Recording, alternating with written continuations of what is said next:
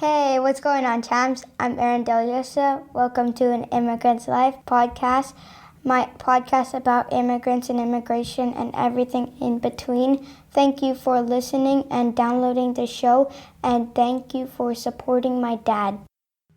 Welcome back, Immigrant Nation. Another week, another new episode. I want to thank you for joining us. I appreciate that you're here. If you are new here, I'd appreciate if you could join the Immigrant Nation, and that's by clicking the subscribe button wherever you're listening to this podcast. And you can also join us by visiting our social media accounts. Our handle is @AnImmigrant'sLife. And if you or someone you know wants to be a guest on the podcast, reach out to our social media accounts, as I've mentioned just now, or email us at animigrantslife@yahoo.com. Let's connect and let's tell your beautiful story.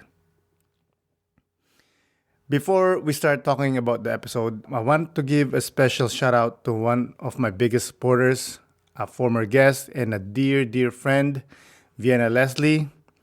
I know you've been going through a rough time.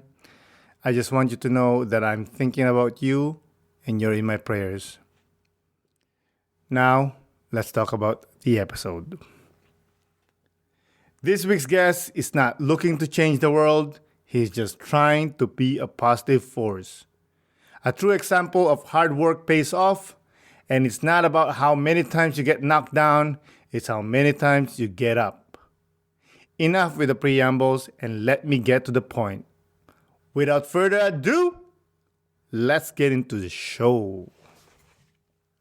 Isa, dalawa, tatlo. Today's guest will let you know about the weather because he's the weathercaster for CBC Ottawa. And then drop some boom shakalaka after a slam dunk since he's the voice of Ottawa basketball. Everyone, please welcome Vikta Paulo. Hello. How are you? I'm good, my man. Thank you for coming on the podcast. This is such an honor. Man, it's an honor to be on your podcast. Thank you so much for reaching out.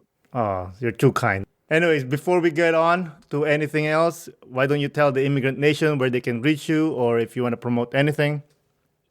You can always find me at Vikta Paulo on all social medias, at VIKTA PAULO.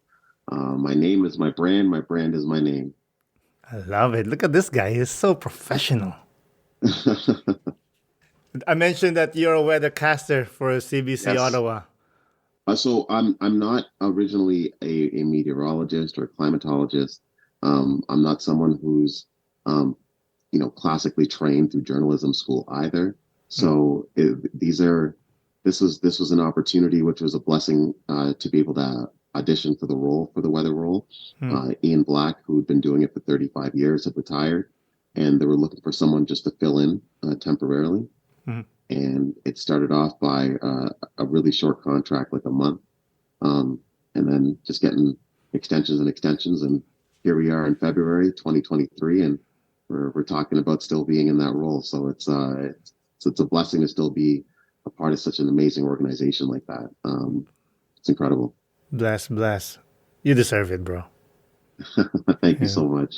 How did you get the role? Was it offered to you or? So it was, they were looking for someone to fill in, and I'm someone who's been a frequent guest on the Ottawa Morning Show as well as All in a Day on the radio. So I'm someone who's kind of known a bit in the Ottawa, circles as a bit of an Ottawa personality for basketball and sports. A big promoter of local sports, big promoter of local Ottawa basketball as well. And I was able to be on All in a Day when I was at the Pan American Games in Toronto in 2015 when I was announcing for basketball there. I was lucky enough to be a guest on the show, and ever since then, I was kind of in and out whenever they want to talk local basketball, whatever things are happening. I'd be a guest on the show, and when the Raptors won the championship, I had a chance to be on CBC National as a guest to talk about that. So it was quite an honor when that happened way back when. So I guess I was someone who they've had in their contact list to reach out to, and they reached out, came in for an audition, and I guess the rest is sort of history, as they say. But why not sport? Why did they put you in weather instead? Weather is something which it's present. You're presenting, right? You're presenting the weather. It's not just so much because everyone has weather apps. You and I can open our phone. We know it's minus 300,000 outside right now. For us you know, immigrants, yes. exactly. So you don't necessarily need. I think it's more of just being able to tell the weather in a way that is relatable to the people who are listening. Hmm. And I think the unique thing about me being someone who's an Ottawa citizen, a local Ottawa person, as well as I have a background in sports presentation as well, um, being able to bring that together as well as, taking the time to learn about the weather as well too. Hmm. I know a lot of great people at CBC I was able to reach out to from across the country as well as locally, who are really big resources as well as, so all of that, using all the resources as well. Now I'm able to not only tell the weather, but also tell it in a way that applies and is relatable to the listener. And I think that is one of the reasons I'd like to think why I've been able to still do the job up until now. Hmm. Is there a script that you have to prepare or someone prepares for you? I prepare it myself. Everything about the weather, I'm looking at radars, I'm looking at different systems. I'm looking at different things happening, as well as I'm looking at a bit of the forecasts ahead, and all that information I put together into a language that people like yourself can understand what it means to you, right? Hmm. So for me to say something like, two Alberta Clippers were heading this way this weekend, which resulted in the snow, which we received yesterday and today, Hmm. that might not mean much to you, right? But if I say it in a way that Alberta Clipper is a system that it's a system that moves in from the Albertas and the Vancouver, like the mountains over there, and it comes across the prairies and reaches Ottawa when the time it gets here. Hmm. So versus a system which is a Colorado low, which generates from the Colorado Rockies and the mountains there and works its way to Ottawa, or a Texas low, which is a system that comes all the way from Texas, the Gulf of Mexico, and works its way up the East Coast towards Ottawa. So different systems come towards Ottawa, and the result of the type of weather we receive is depending on where it's coming from, right? So Hmm. being able to communicate that in a way that, for example, if I say we have a Colorado low system coming, and this will generate a lot of snow, which means you probably don't want to be driving on Friday. You probably want to work from home. Hmm. You might want to prepare ahead because, schools might be canceled because it might be a snow day. Hmm. But then we have some relief coming on Saturday where it's going to be sunny and, only -3. So you can go outside and get your shoveling on, or if you don't have to shovel, it'd be a great day to go out on some trails, Hmm. to take advantage of all that snow. So you're kind of painting a picture for people to kind of know how they can um, navigate their way through the day, right? With the Hmm. weather. So, and living in a place like Canada, as you know, the weather really dictates a lot of how we're going to go about our days. Hells yeah. What's your batting average on weather forecasting? Do you know? I like to think I bat about a 98%, the thing about weather, it's forever changing, but I'd like to think that I I call a pretty good forecast. That the good thing about the internet and Twitter and things like that, people are never shy to let you know when things don't go certain ways, right? So, and the same thing too. I'm never afraid to come on and say, yesterday we talked about how today was going to be only -5 and not a lot of snow, and it turned out to be -10, and it's been 20 centimeters of snow.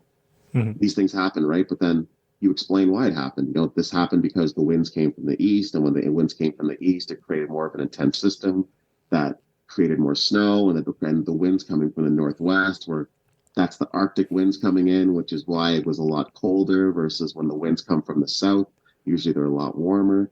Then you Hmm. break it down and people understand why things happen, right? Versus, just being wrong and keeping it moving, right? And that's the thing, weather's forever changing, and people always want to know why. Like, why is the weather like this? Why is this happening? Why is it that this is like this? And just being able to explain it in a real simple way is Hmm. I think the key to success in this role. Because Hmm. like I said, everyone's got a weather app. Everyone can put on the weather network. They don't necessarily have to tune into the local weather. So it's about really just making it applicable to the people who are listening and Hmm. watching. Does it frustrate you that evil forecasts and with all this Doppler radar that we have and the satellite, and then it changes on you?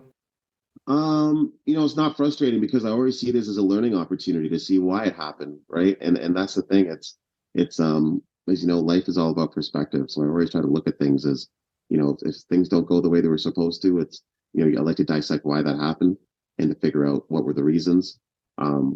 What I thought was going to happen versus what actually happened, and then that way you come out with a better understanding, and hopefully next time these things do happen or don't happen, you'll be better prepared for it. You mentioned that you're not originally from Ottawa or even Canada. I Nope. learned that you're from Uganda. Yeah, so my family's Ugandan, but I was born in Kenya at the time because, a lot of, people coming from immigrant countries, there was a civil war in my country. Idi Amin was around, not really a nice guy. Um, and due to that, my family we fled to Kenya at the time, and I was born there. And then from Kenya, we came to Canada in 1990, and we got our citizenship in 94, and we've lived in Ottawa ever since. What did your mom and dad was doing before the Civil War? Well, my dad worked for he worked for the government. He was a government employee at the time. Like he worked for the government and he was an engineer. So and then my mom, she was administrative. Like she did administrative work as well for the government. They really have to leave. Yeah, so that's the thing. So it's like, it was just very unstable times. My uncle Paulo, who was born on my birthday, he was someone who died due to the Civil War. And that's why I'm named Vikta Paulo. I'm named after my uncle Paulo, who had the same birthday as I did, and he passed away before I was born. So, it greatly impacted my family and a lot of families in Uganda. A lot of those civil wars, like a lot of other immigrant families whose, families were, torn apart due to civil wars as well. So you guys had to leave. Were there people that refuses to leave? Of course. I mean, even look at Ukraine right now, right? There's still people who are still in the cities that are getting bombed every day, right? So, it's something about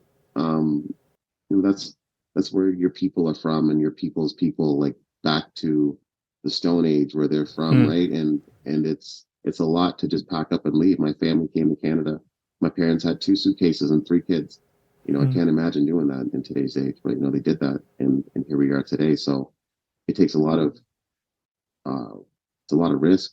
We got to have a lot of hope, got to have a lot of faith. That's the big thing, and you gotta. Some people just aren't able to leave. Yeah. Too, right? So that's the other thing.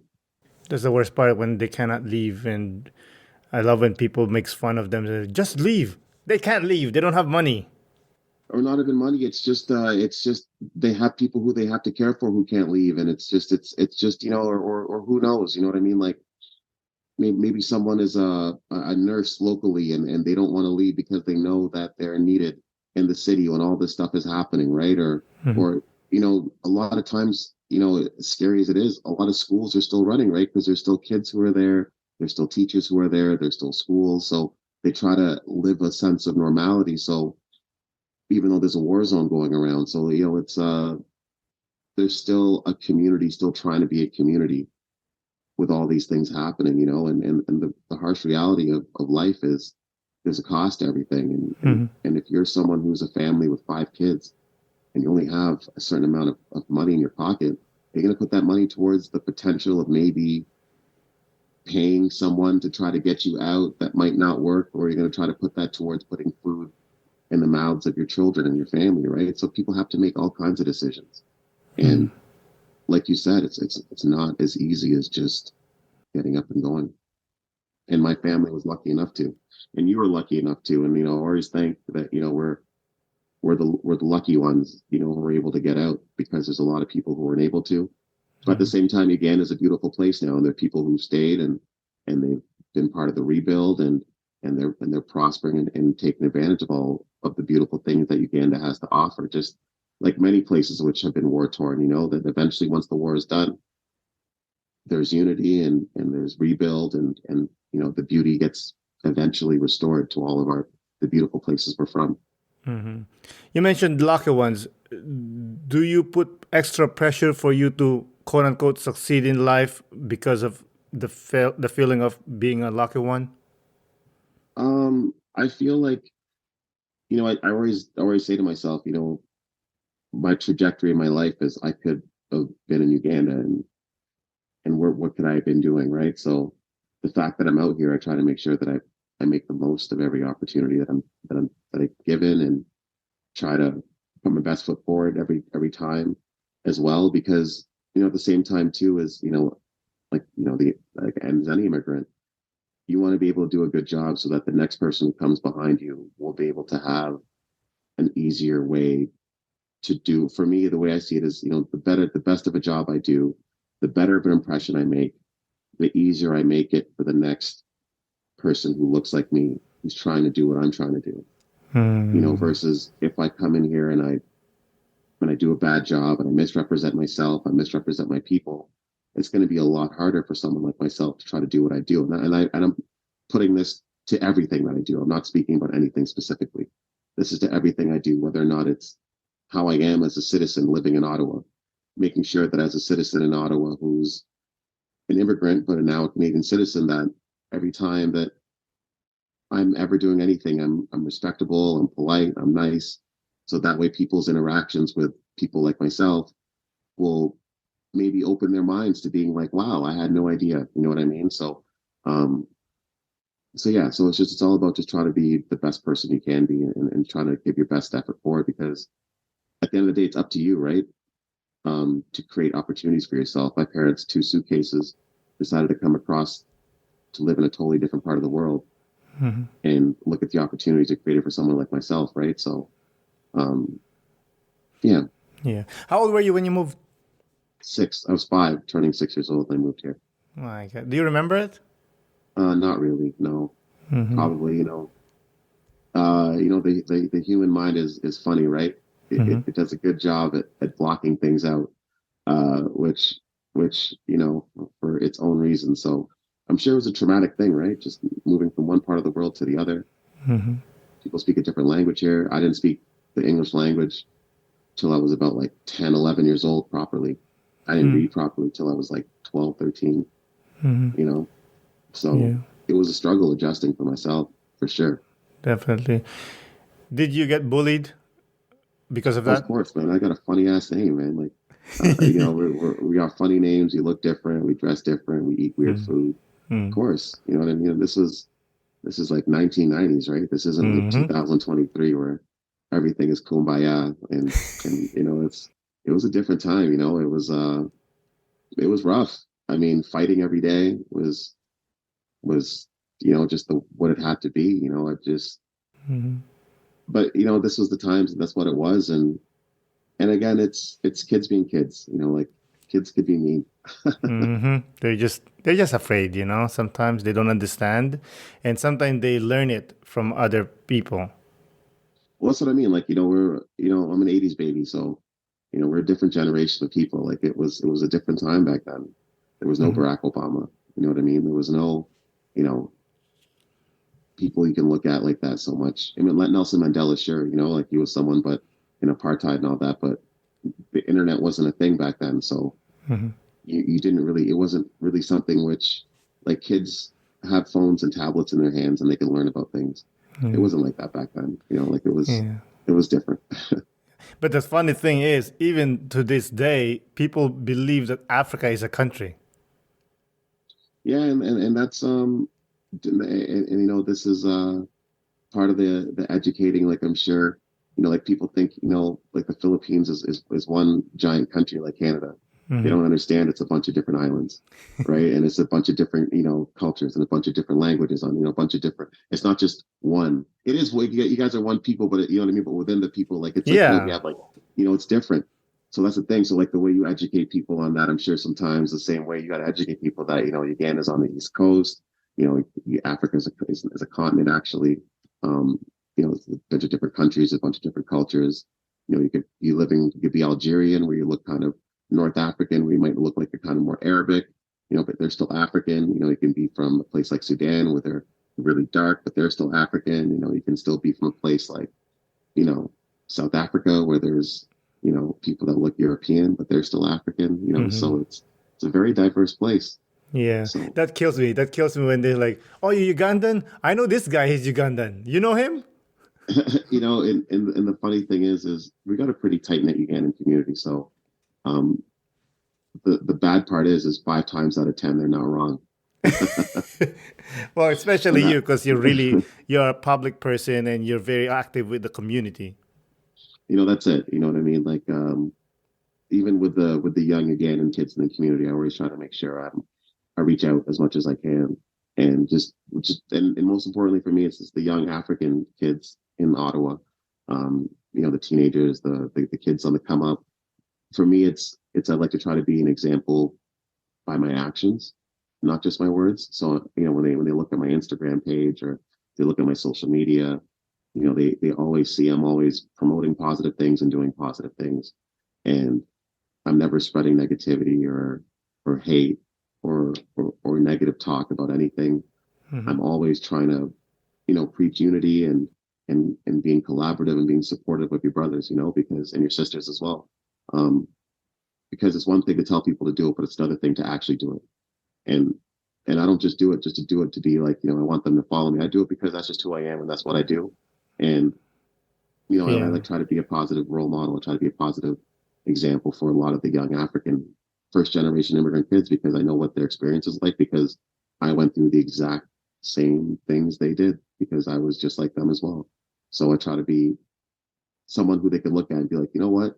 If this is what Vikta Paulo is doing, this is what he does. And he came here with his family with 2 suitcases like we did, you know, I can do that as well too, if not do better than he's doing.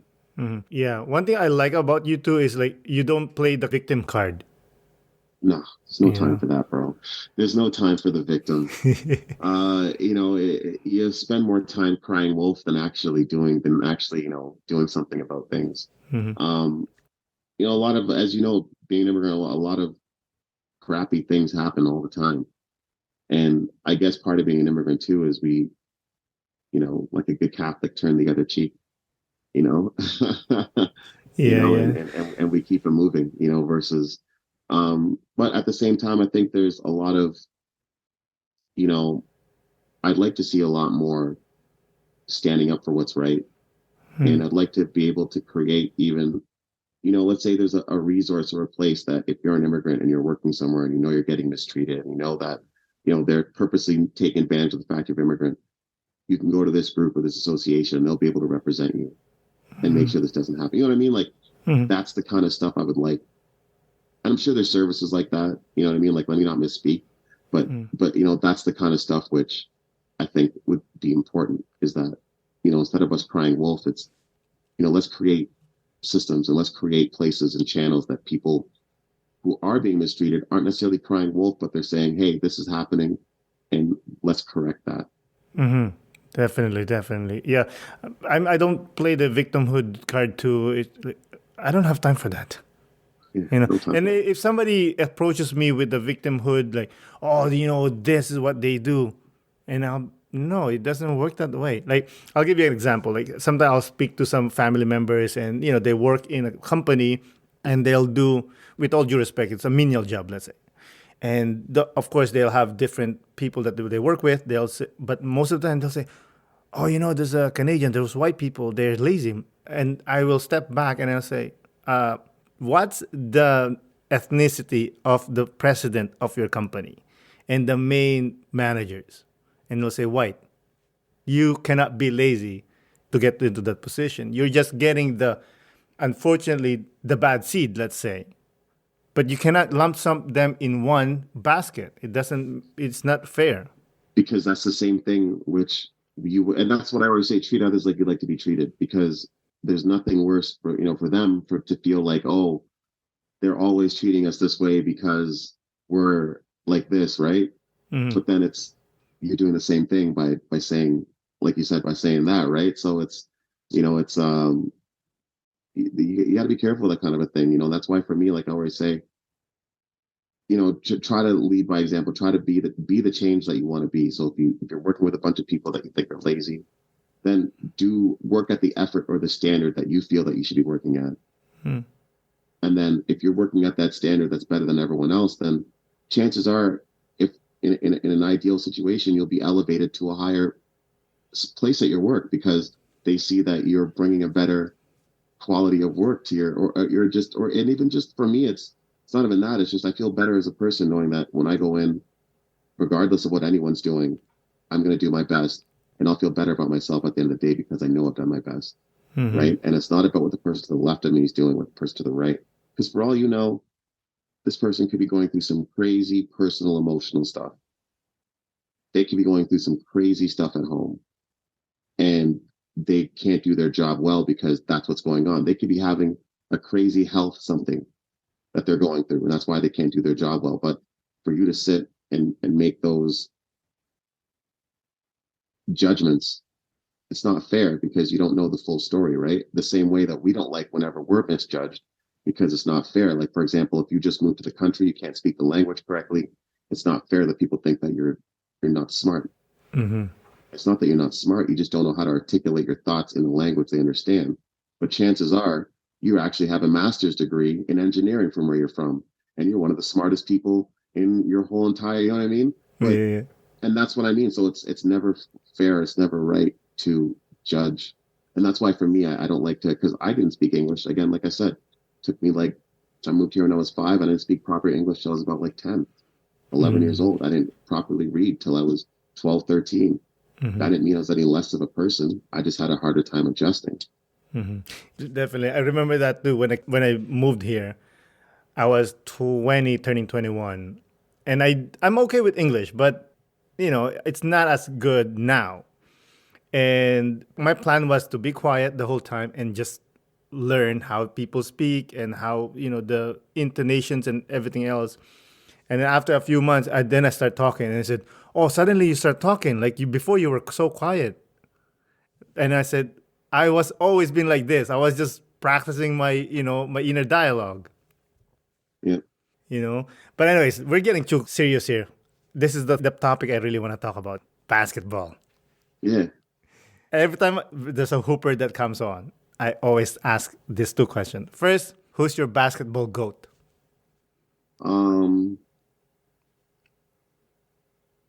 I mean, obviously Jordan, but like the reason when I say Jordan to me is because that's who I grew up watching, right? Like I'm not going to discredit Kareem, not going to discredit Russ, not Westbrook, obviously, Bill Russell. Rest in peace.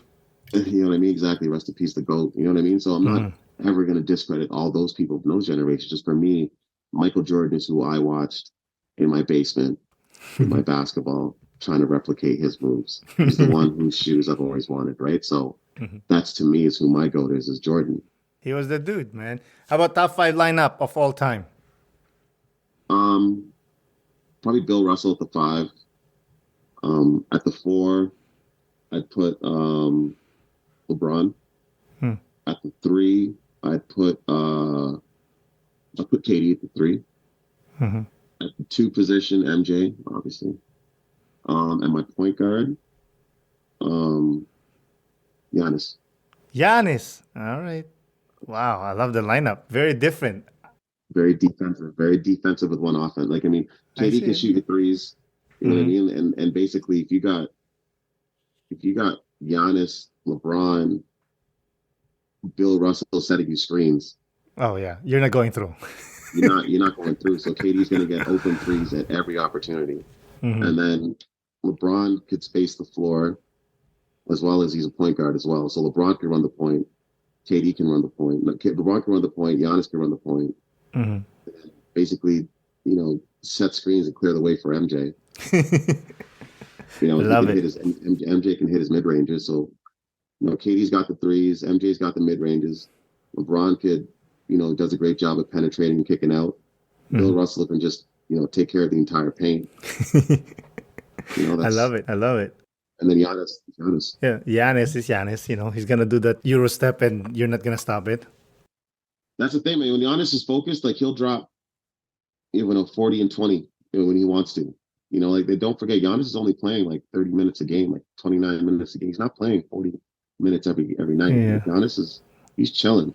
He's not so. It's like when I see that freak train going down half court, and you need to pick him up now because you're not I stopping know, him. but the thing is, exactly, and that's the thing, and he's good. He works hard. Yeah, he That's the finds a thing. way. Speaking of that, remember that what James Harden said about when he said that, oh, I'm Just win six, basketball games. whatever. Yeah, if you're tall, you don't have to work on your skills. Do you agree with that? Um, yeah, because a lot of people in the NBA space, you can't coach height. Hmm. That's one thing I always say. You cannot coach height. Can't coach height. I can't coach you to be 6'10". I can't coach you, Aaron. I Mhm. cannot coach you to be 7 foot. You know what I I mean? wish Like I'm 7 foot. I can't. But I can't coach you to do that. You know what I mean? I can Mhm. coach you to do a James Harden step back. I can coach you how to dribble like James Harden through the defense and Euro step to a lay. I can coach you to do all that. I can't personally, but you know what I mean? We can get you coached to do Mhm. that. You know what I Mhm. mean? Like we can coach you to do all those skills and all those trainings that James Harden does. Like anyone could, that's 101 trainers that could train you to do that. But you Mhm. can't train someone to be 6'10". You can't train someone to be 6'11". You can't train someone to be 7 foot tall. Mhm. Speaking of coaching, do you coach? I coached at St. Pat's for 15, 16, and 17. Mhm. Won a three-peat Ottawa local high school, same high school that Meryl Shayock went to, um, St. Patrick's High School. Yeah. So, but after COVID, took a break from it. Focusing on the family and the kind of focusing on the career and the family. But coaching was great because it gives you a chance to. I did a lot of announcing, but the one thing I liked a lot about coaching at St. Pat's, with Matthew Koslag, is it gave me a chance to have a bigger role in the mentorship with a lot of the kids. Mhm. And that for me is my biggest thing that I cherish from the coaching. The championships are great. We won a three-peat, um, at St. Pat's. It's a big accomplishment to do that, and that's at the highest level. Mhm. Um, but for me, the biggest accomplishment is seeing a lot of the players who I coached who are now playing professional, making money, earning a living playing the sport of basketball. Mhm. People who I coached who are now went to post secondary school. Not only before they get to play pro, they went to post secondary school, got a post secondary education. That for me is huge. It changes the trajectory of their life. It changes the trajectory of their family as well. So just by being able to do these type of things. So and these kids are coming from neighborhoods where a lot of their peers, you know, died from gun violence. A lot of their peers, in jail. A lot of their peers might not graduated. A lot of their peers did graduate. A lot of their peers did a lot of great things, but there's a whole lot of different influences going at a school, coming from a school like from St. Pat's, where a lot of them are first generation immigrants, like myself. I went to St. Pat's Intermediate um, when I was growing up, and then we moved before I went to the high school. But I totally get what it's like for a lot of those kids because I went to the same. I lived in Uplands. I had cousins in Heatherington, Fairleigh. So I was at Russell. I was in the same neighborhoods these kids were in these neighborhoods living. Know exactly what it's like. I know exactly what you know that world is, and try to get out of that and make it to a next level and have a better future for yourself. So that's why for me, it's really big to try to use my influence as much as I can to guide a lot of our youth in a positive direction. And Mhm. I know. I it's love awesome. coaching too. I miss it. I miss coaching. I used to coach like just a house league for 13, 14 year olds. And obviously, COVID happened and we had to stop. But I miss it and I love it. I Yeah, wish it's I just have more time. that's the other thing is time. Right now, time for me, the focus. For me right now, it's the family and the career. Right, like that's where my Hmm. two focuses are right now. And but as much as I can in my spare time, I always tell I still announce the local high school Ottawa All Star game. I still announce you know um a couple little local events as well too. So I always tell the kids when I see them, I was like, man, add me on Instagram. I'll follow you back. Message me. Take my number down. Reach out to me as a resource. Like I'm always here. If you ever have a job interview, I'll be your reference. Anything you're trying to get a job, I'll help you get a job. I'll help you fix your resume. Like whatever, whatever I can do to help them in any capacity. Because for me, it's nothing for me to do that. Like what for me to be someone's reference? What is that? 2 minutes out of my life? It's nothing. But that can help them earn a job, which can put them in a situation where they're not going to just be hanging out all the time. doing nothing, right? So it's whatever I can do to help influence them. And then their friends see them getting a job. And they're like, oh, now you get money. They could do this stuff. Now they want to get a job and earn some legitimate money as well too. Because there's a lot of influences for kids these days, to make money all kinds of ways too, right? So it's can I blame these kids? Of course not. Like I said, I know what it's like being them, right? Like I know what it's like. You know what I mean? So I get it. I get it. I get it 100,000%. That's why for me, it's like as long as I can just try to be a bit of a positive influence, like I said, you know what I mean? I'm not there to change the world. I'm just there to just be a tiny bit of positivity. Hmm. And most likely, some of these youth, they do not have their father living with them. You know? That's just it's you're not wrong, in terms of just it's a problem that's there, and that's why for me it's important to be a positive male role model, Hmm. more specifically to a lot of the young males. That's who I really cater my mentorship towards is the young African males. A lot of them, the fathers are back home. They sent the families to Canada, right? Hmm. So there's no male at home. They're the oldest one at home. Culturally, they're the ones who have to, take a lot of responsibility, Hmm. right? But a lot of their other friends, oh God, they don't have to do the stuff they got to do, right? They get to be just regular 13, 14-year-old kids, right? Yeah. And so, but I get that. Like, I totally get that. Like, I get it. I had both parents. I'm lucky enough to, but Hmm. but still growing up as an immigrant, you have other friends who don't. So you see these situations and you see, you know, the importance of meeting positive male role Yeah. models Yeah, definitely. that It's so that look important. like them. That's the important thing too. That look like them. You know what I mean? That's another important thing. You know what I mean? Is someone Yeah. who you can look at and it's like, okay, this guy, he looks like me. He understands what I'm going through. Yeah. Like I love what you said that you look up and they see their face on you, and obviously you know what they're going through, and there's more approachability because of that. That's exactly it.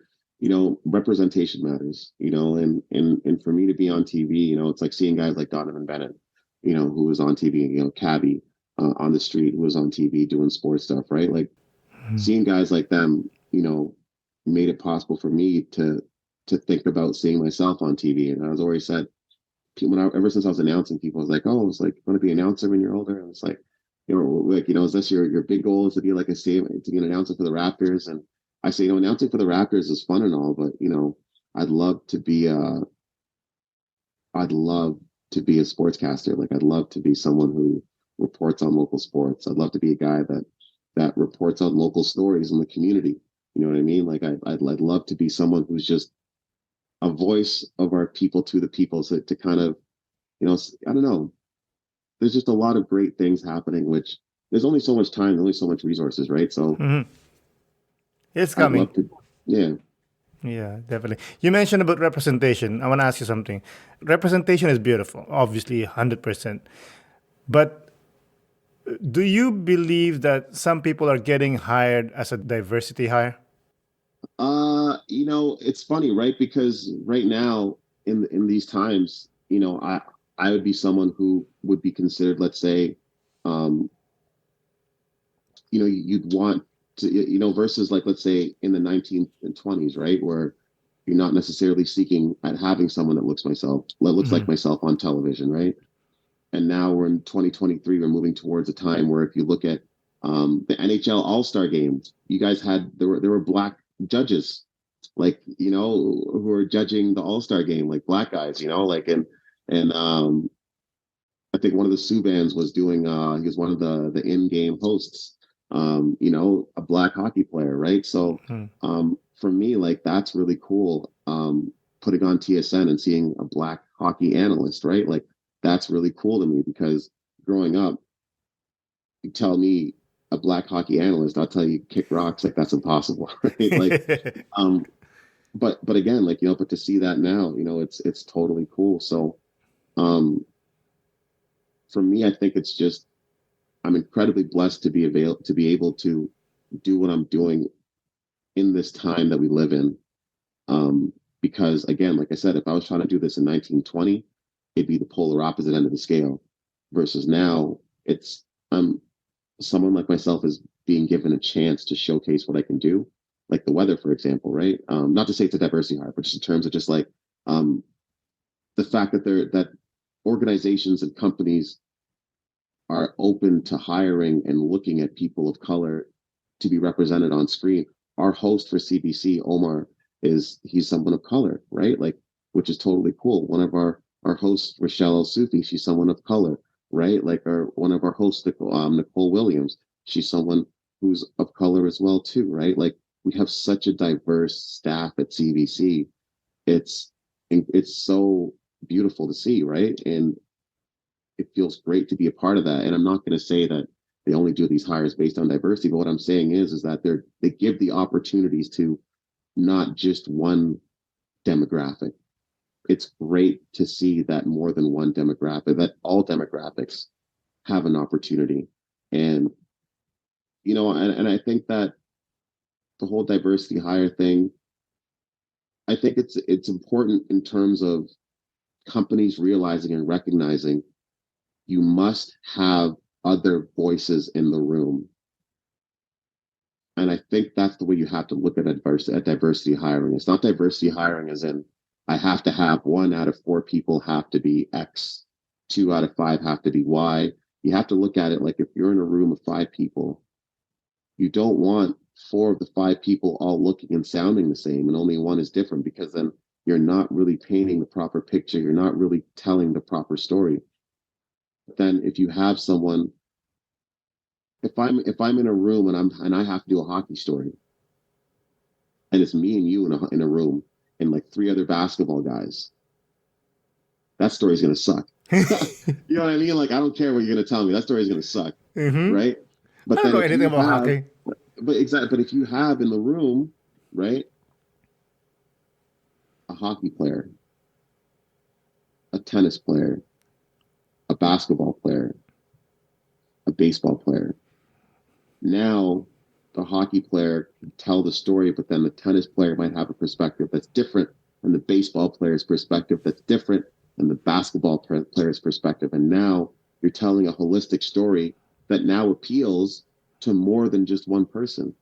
And I think that's the way the world is moving, and is we want to move in a direction that we're not just talking and appealing to one person. We're talking and including everybody in the conversation. And that's my angle and how I see diversity. I'm sure companies have their legal writing of what they mean by diversity hire, but this is my Vikta Paulo perspective on it. I love it.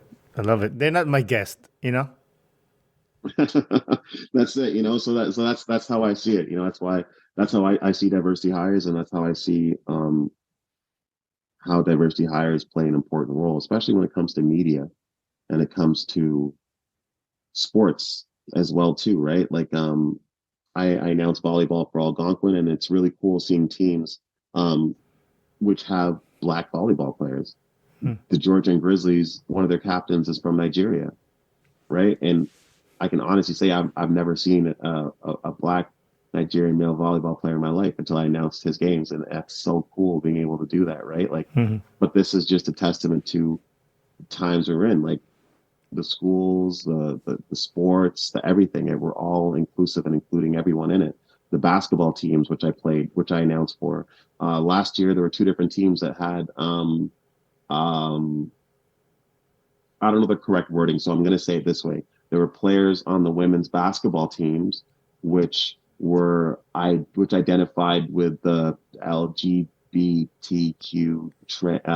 the community, right? So the cool thing was with that is that these were players who 10 years ago wouldn't be allowed to play on these teams, right?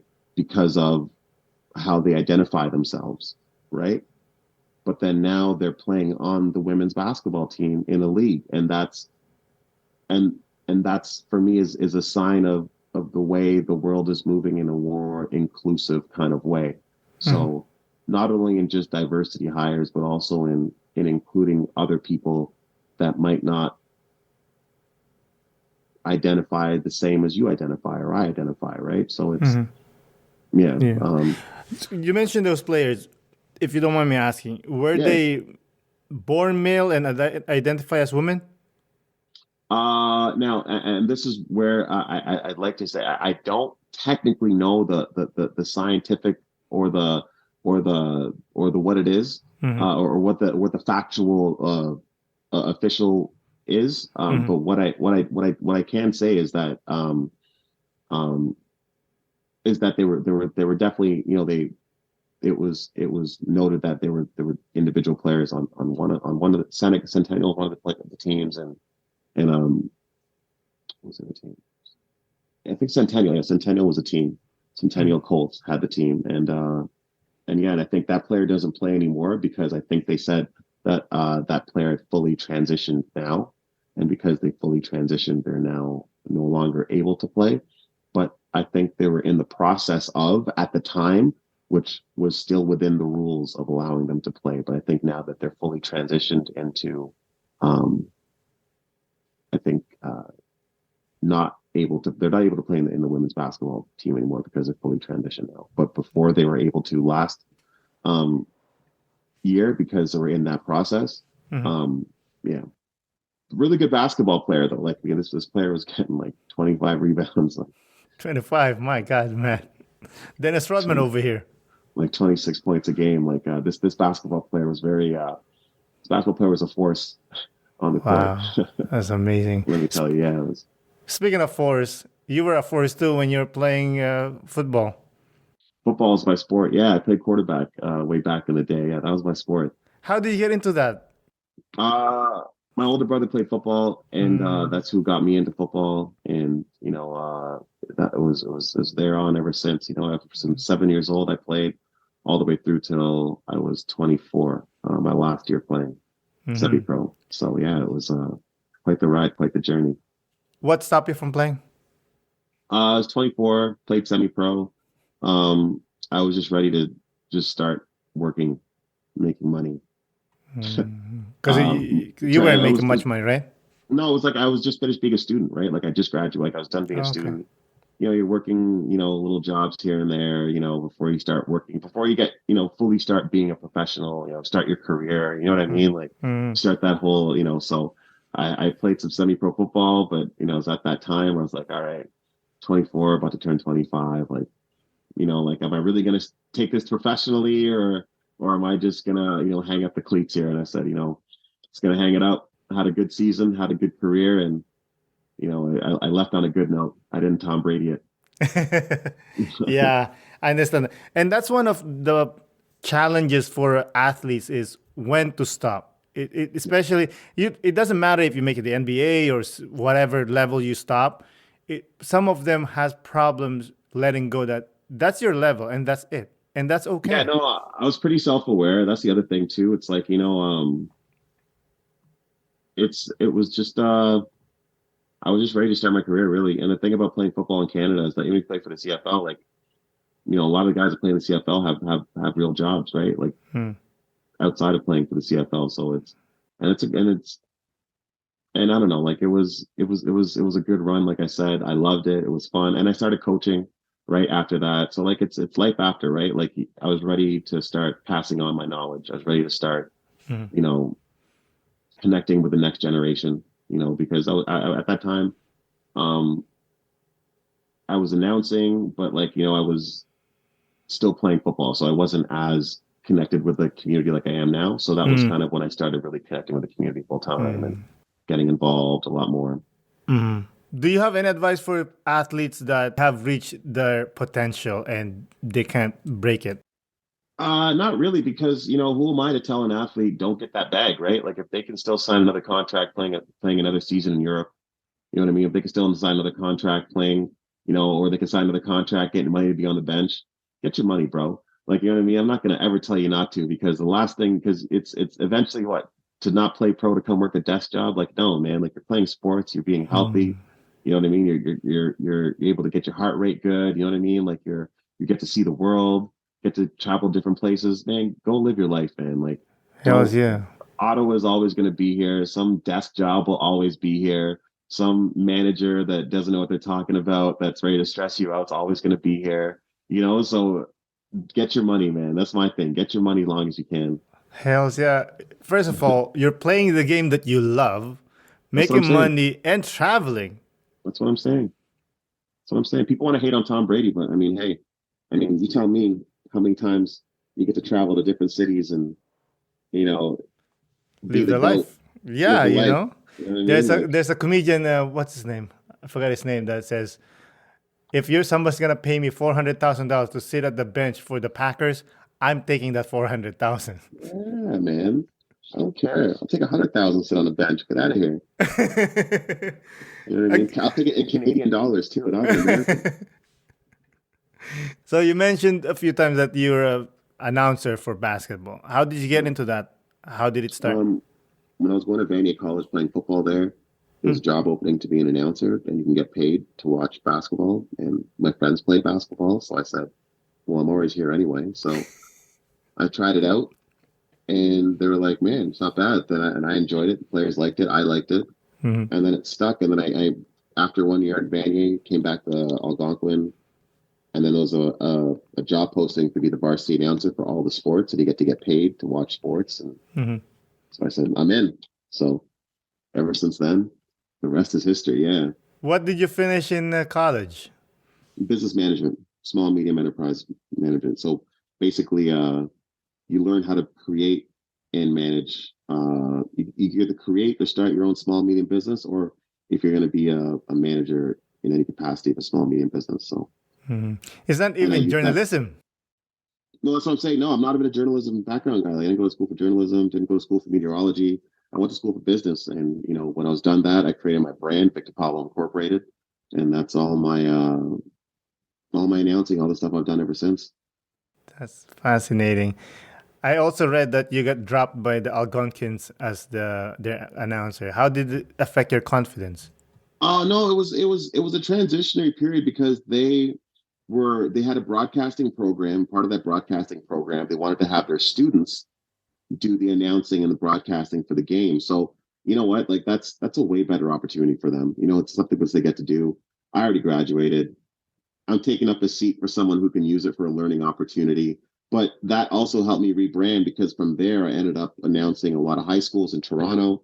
So I announced Andrew Wiggins High School at Vaughan. Also where Andrew Nemard, who plays for the Indiana Pacers, I got to announce his high school games and he was playing at Vaughan. I got to announce guys like Amos Bragdikis, who plays for the Orlando Magic. I got to announce guys like Luguentz Dort, who plays for the Oklahoma City Thunder. Hmm. Jamal Murray, who plays for the Denver Nuggets. Dylan Brooks, I got to announce him. These are all guys I'm talking about. I got to announce them in high school. Dylan Brooks, I got to announce his final high school game in OFSA. That's awesome. The list goes on, but it's just so cool being able to, you know, so that's what I was doing is announcing high school because I knew that high school in Toronto was like the next frontier. Like a lot of Hmm. these guys are going to like big D1 schools. So I was like, if I want to get myself recognized or if I want to up my profile, I got to do that. So I did OFSA championships and, I did a lot of Ontario basketball. And, for a whole 5 years, I was traveling all across Ontario, Quebec, just doing games, So Ooh. that's how I got my name out. It's how I got my brand out. And, that's what kept my name relevant. So it's, all that hard work definitely paid off, and I always believe if you have the time, the energy, you got to do everything when you're young. Because for me right now to have to start doing road tripping like I was doing 10, 12 years ago, I mean, I'll do it, but it'll take a lot out of me. Like, I mean, Hmm. I'm doing tournaments where it's like, like 20 games in like 3 days. Like, Ooh, my God. How do you keep your throat fresh? you know, God, but I loved it though. Father Henry Carr, I did their tournaments over there as well too. Legendary School, Nike Early Bird Classics. I did a whole lot of pro-ams in Toronto in the summer, being able to announce NBA players when they came down to play in the summer. I Hmm. did Drakes OVO Bounce when it was at Ryerson, so that's Drake's big basketball tournament. Man, like I had to run. You know what I mean? And all that led to all these great things I got to do. I got to do Kobe Bryant's final All-Star game when I was in Toronto. Yeah. I got to meet him over there. Like, like that was You had a that was picture? really cool. No, I didn't. I didn't. So I made sure I didn't ask for a picture. Why? I didn't ask for a picture of any players because the thing is, it's like I was given the opportunity to be in a space where it's just like athletes and certain individuals. Okay. So this is a comfortable space for them, knowing that no one's gonna be having their phones out. No one's gonna try to, Mm.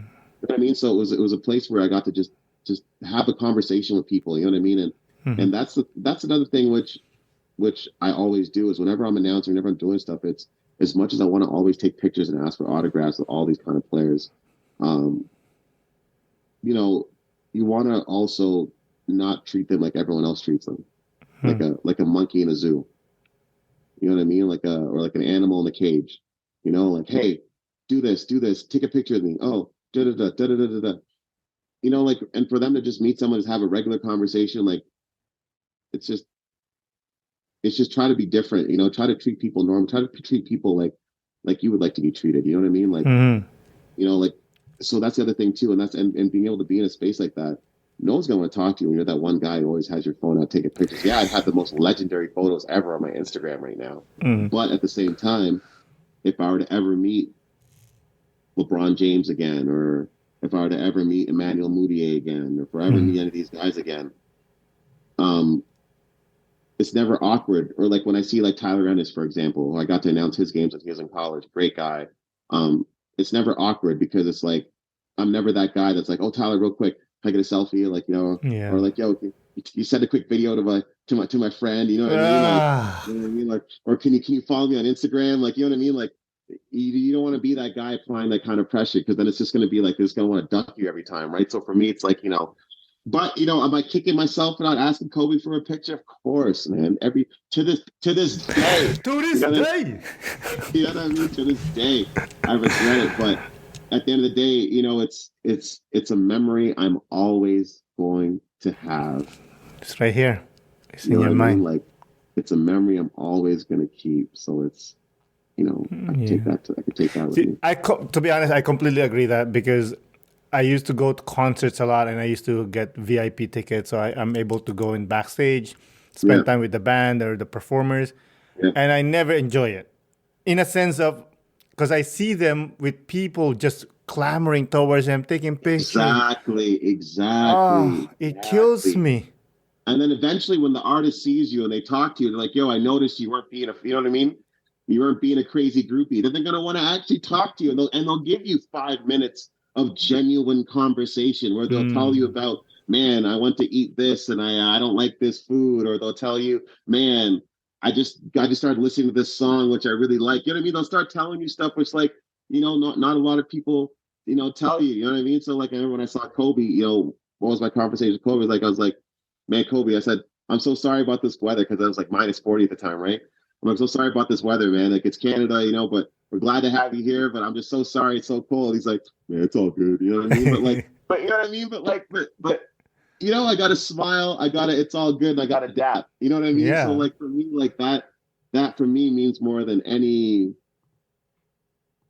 picture or anything. You know what I mean? But one thing I gotta say is I should have had a videographer. Then I don't get the blame, right? I'm just doing my thing, you know. You're doing your thing, but really, what are you gonna say? Good jump shot, by the way. Exactly. You know, that's why you just, you know, you try to keep it funny. You know, it was -40, it's cold as hell outside.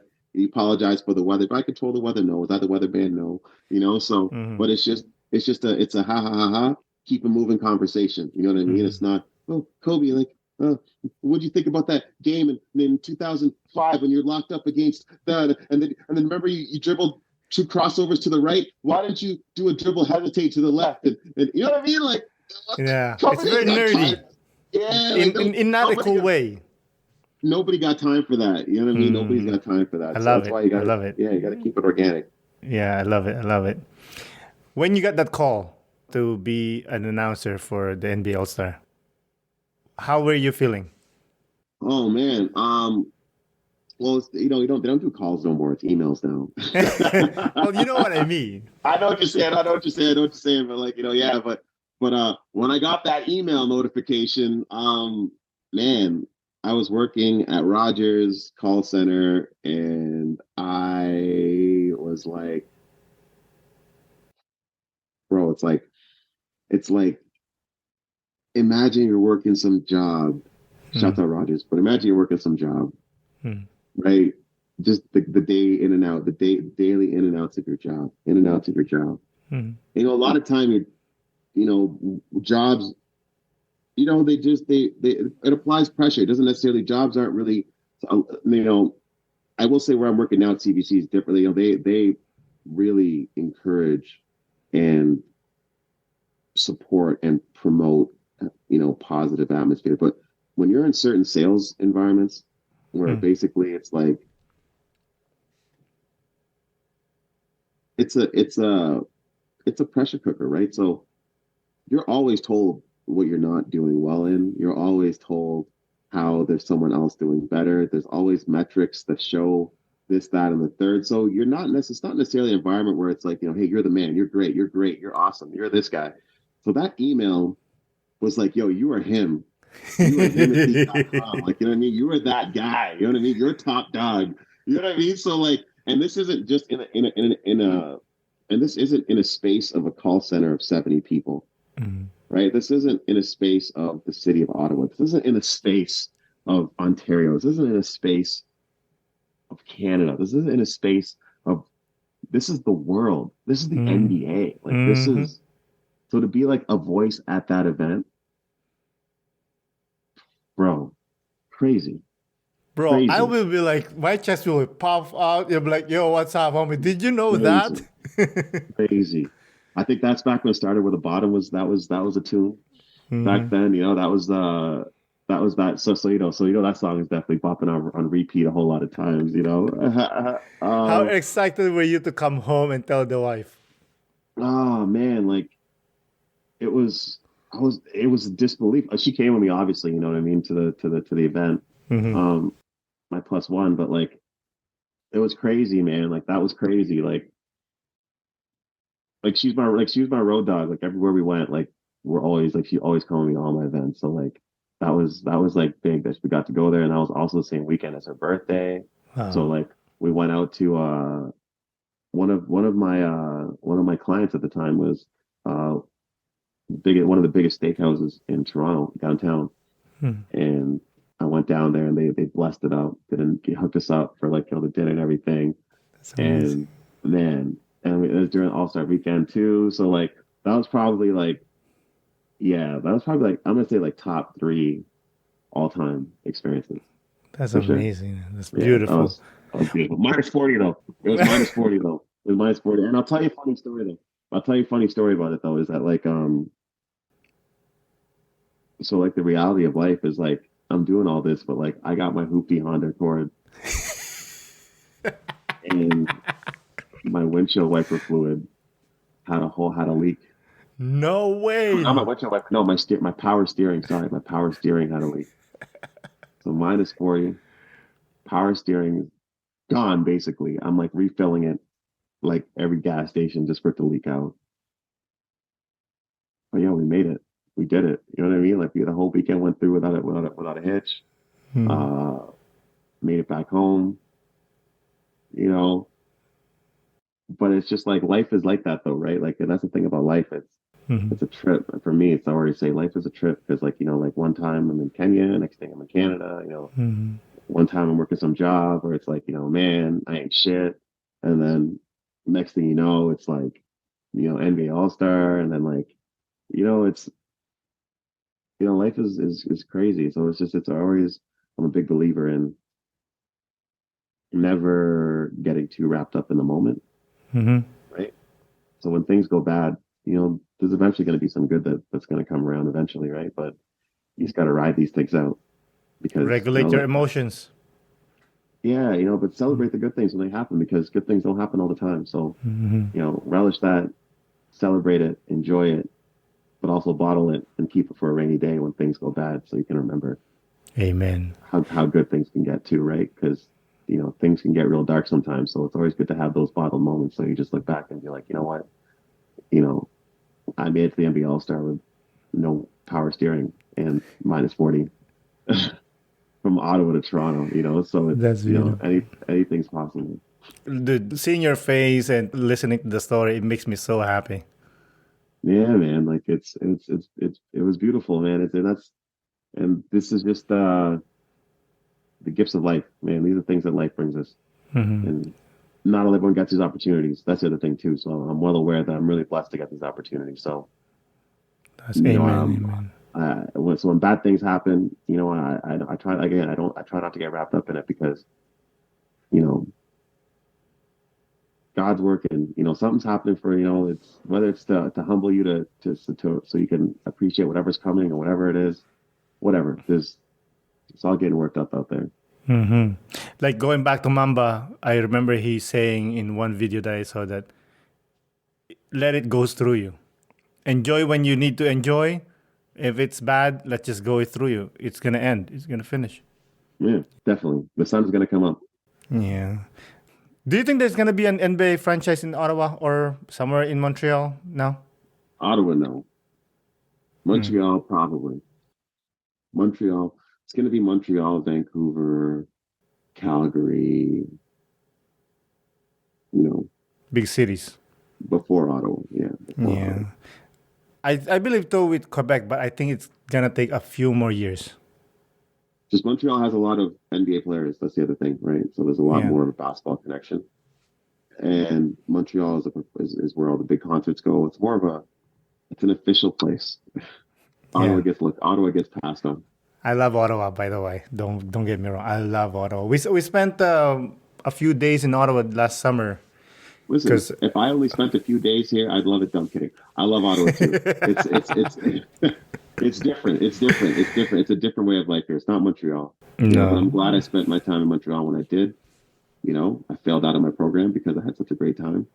But I learned a lot of life lessons in my time in Montreal that still last to this day. So Montreal holds dearest spot to my heart. Yeah, definitely. Speaking of life lesson, let's close it with a life lesson. Do you have any life lesson you can impart with people that are listening, young athletes, whatever?